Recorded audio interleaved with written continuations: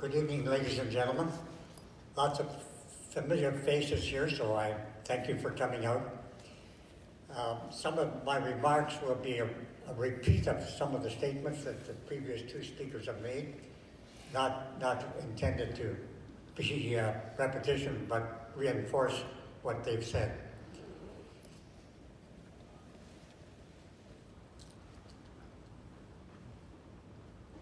I am now in my 88th year.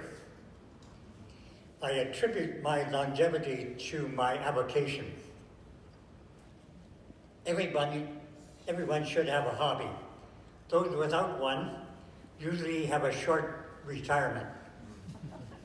Some that do have a retirement often as long as their working career. So what is the best hobby? Try birding. It is the best hobby in the world. There's really nothing like it. Can you hear me okay? Yes. What is birding? Briefly, it is the pursuit of knowledge to be able to identify the bird species by sight and sound and to know something of their life history. As a hobby, birding is the only activity that you can participate in, number one, at any time, 24 hours a day, 365 days a year. Sure, you can read at any time, but after dark you'll need artificial light, unless you're reading Braille. Number two, almost anywhere, at home, at work, when visiting or traveling, anywhere on the surface of the earth, from the equator to the poles, and from the lowest spot on earth on the shores of the Dead Sea at 430 meters below sea level, to near the top of Mount Everest, around 8,000 feet, where red-breasted geese have been seen flying over.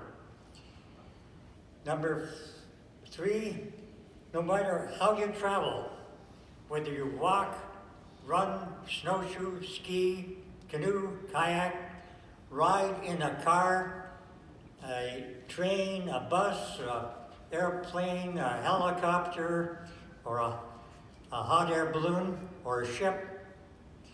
Number four, regardless of whatever else you're doing, perhaps you look out in the back, perhaps you're in the kitchen making a meal and you look out in your backyard and there's a bird you've never seen before.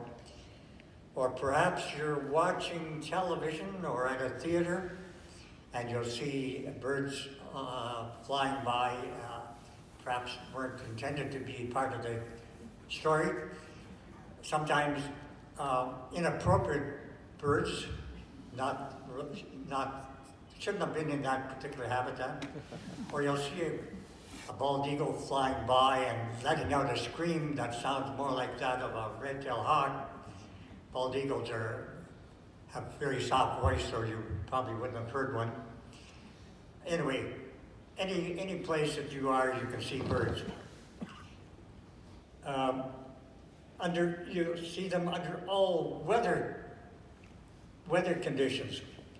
Some of the best birding happens during the most adverse weather. In eastern North America, quite often during the hurricane season, people go out seeking birds to see what hurricane has swept up from the tropics. Number six, at any age, from 4 to 94, maybe we could extend that as we get older. What child, or adult for that matter, isn't delighted to have a chickadee that takes a sunflower from their hand? Don't try something like that with a tiger. Number seven, alone or in any size group. You don't need another person or more participants to make up a team to play against, as in cards or in many sports. Number eight, without any special license or costly membership fee. Try golfing under those circumstances. Number nine, without any specialized equipment. Sure, a binocular or camera is helpful, but as long as you have, let's see, where was I? As long as all you really need is your eyes and ears, even if only one of those senses is still fully functioning, you can enjoy this activity. Number 10, under all physical conditions or handicaps, you may be confined to crutches or a wheelchair. You may be sick and in bed, but if you can look out a window and see or hear birds, you usually will recover more quickly. If you adopt this hobby, it will add years to your life and life to your years. Usually while birding, you'll be out walking. Walking is the best exercise in the world. Walking involves your legs, your best heart pump. Number 2, likely be in more natural area with purer air than on downtown streets. There at every stoplight, you're breathing in the uncombusted gasoline fumes as drivers press their foot to the pedal. An American Journal of Public Health study revealed that being in outdoor green space helps reduce attention deficit disorder, ADHD, symptoms in children. And as many other studies have shown, green space has important impact on increasing mental and physical well-being. Number 3, be absorbing vitamin D from sunshine, especially during the summer months. Number 4, be mentally stimulated. Among other emotions, you'll marvel at the size, shape, and colors of birds and wonder at the diversity of the natural world. Number 5, you'll be with one or more folk, and as a result, will be socially stimulated. This stimulation helps maintain your mental health. Number 6, learn your geography. You'll visit local parks and natural areas, and likely go farther afield in your province, country, and continent. You'll learn about places that many folks have never heard of. Number 7, become more observant, noticing and appreciating more detail. You'll see mammals, reptiles, amphibians, butterflies, plants, and physical geography, etc., that you formerly didn't know were in your surroundings. Number 8, often read stories mentioning a species or a habitat, which you can then visualize in your mind's eye. Such a story will be far more meaningful for you than to someone who is not aware of their existence. You'll be in a peaceful environment. Rachel Carson, author of Silent Spring, said, there is something infinitely healing in the repeated refrain of nature. Number 10, help the economy. Just read, birds put billions into U.S. economy, latest U.S. Fish and Wildlife report from the Audubon 2018 issue of Living Bird magazine. I'm now quoting.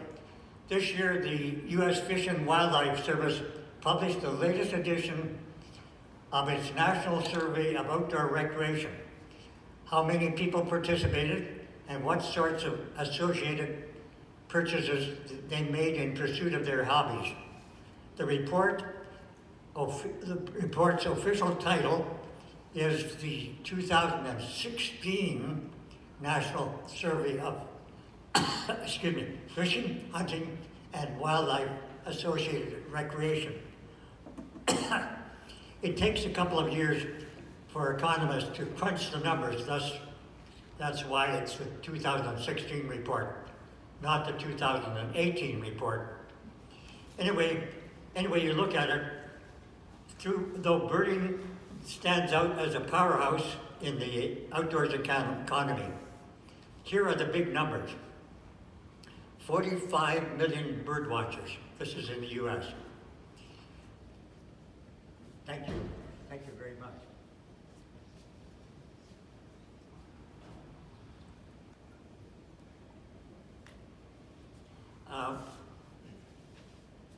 45 million bird watchers. That's the number of Americans 16 years and older who are bird watchers, including more than 16 million who travel beyond their homes to watch birds and 10 million who specifically travel to distant points to seek out birds. 1.8 billion spent on equipment. That's the number of dollars spent annually on binoculars and spotting scopes for wildlife viewing, more than the amount spent by hunters purchasing rifles and shotguns. 4 billion spent on bird food. That's the number of dollars spent annually on wild bird food, more than the amount spent on rods and reels by anglers. The numbers for Canada likely would be about 10% of the above, given that our population is about 10% of the USA. So if you already are a birder, the next time and every time you go out birding and you stop at a commercial enterprise for gasoline, food, drink, accommodation, etc., wear your binoculars with pride. The business owners and the people serving you will notice them and become more aware of the value of conserving birds and their habitat. If a local area is ever threatened, for example, by drainage of a wetland or cutting of a forest, you can then call upon them for help, as it will also affect their bottom line when you and other birders have no reason to return again. If you are new to birding and are interested, you might like to know the following. And it's already been mentioned, but I'll repeat it. In 2005, I started the Friends of Fish Creek Provincial Parks birding classes, which are held throughout the city. Nowadays, there are up to 400 participants and leaders out birding 6 days a week in 3 12-week sessions in winter, spring, and autumn. The next upcoming 12-week Friends outing starts on Monday, January the 6th, not too far away, and extends through to Sunday, the 29th of March, 2020. Over 30 experienced leaders lead these outings. Each session lasts about 2.5 hours, and participants can sign up for 1 or more outings per week. Start times Monday to Thursday are at 9:15 a.m. and Saturdays at 9 a.m. and Sundays 9 a.m. and 1:15 p.m. Winter is the best season to learn birds. Believe it or not, there are actually more individual birds present then than in our warm summer months. How many believe that statement? You'll find that out. They are often in flocks, and because the leaves are off the trees, they are also much easier to see. Last winter, between the 1st of December 2018 and the 28th of February 2019, 169 species of birds were spotted within southern Alberta. I also lead the first day of the month birding walks from Stanley Park to the Glenmore Reservoir, about 5 kilometers. The next one is this coming Sunday, the 1st of December, beginning at 8 o'clock at Stanley Park. So I invite you to come along if you wish. I'd like, if you are able to do so, I'd like you to notify me somehow. so that we can make sure there's enough vehicle space for you to ride back. And in ending this aspect of my talk, I'd like to read a quotation from world-renowned artist naturalist Robert Bacon. He says, "The world would be a better place if everyone was a bird watcher." By the way, if you're interested in the Fish Creek birding classes, I have details here and how to register type of thing, so come on up afterwards. As mentioned, I started the Friends of Fish Creek Provincial Park Society birding classes partly because of the following quote: "In the end, we will conserve only what we love. We will love only what we understand, and we will understand only what we are taught." Those are the words of Baba Diome, a Senegalese agroforestry official at a conference in New Delhi in 1968. Since this program is about aging, I want to read the following words of wisdom from the Dalai Lama, the displaced head of the Tibetans. "What surprises me most is man, because he sacrifices his health in order to make money. Then he sacrifices his money to recuperate his health. Then he is so anxious about the future that he doesn't enjoy the present. The result being that he doesn't live in the present or the future. He lives as if he's never going to die, and then he dies having never really lived."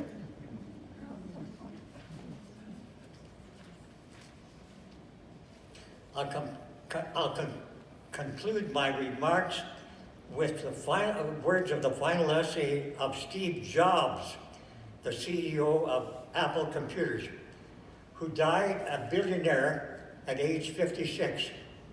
He entitled his essay, "The Six Best Doctors." "I reached the pinnacle of success in the business world. In others' eyes, my life is the epitome of success. However, aside from the work, I have little joy. In the end, my wealth is only a fact of life that I am accustomed to. At the moment, lying on my bed and recalling my life, I realize that all the recognition and wealth that I took so much pride in have paled and become meaningless in the face of my death. You can employ someone to drive your car for you, to make money for you, but you cannot have someone to bear your sickness for you. Material things lost can be found or replaced, but there's one thing that can never be found when lost: your life. Whichever stage of life you're in right now, you will face the day when the curtain comes down. Treasure love for your family, love for your spouse, love for your friends. Treat yourself well and cherish others. As we grow older and hopefully wiser, we realize that a $300 or a $30 watch both tell the same time. You'll realize that your true inner happiness does not come from material things of this world. Whether you fly first class or economy, if the plane goes down, you go down with it. Therefore, I hope you realize when you have mates, buddies, and old friends, brothers and sisters who you can chat with, laugh with, talk with, sing song with, talk about north, south, east, west, or heaven and earth, that is true happiness. Eat your food as your medicine. Otherwise, you have to eat medicine as your food. There is a big difference between a human being and being human. Only a few understand that. The 6 best doctors in the world are sunlight, rest, exercise, diet, self-confidence, and friends. Maintain them in all stages and enjoy a healthy life. Thank you. And I'm assuming that we're going to have questions and answers. So I'll take my seat here and be prepared for you.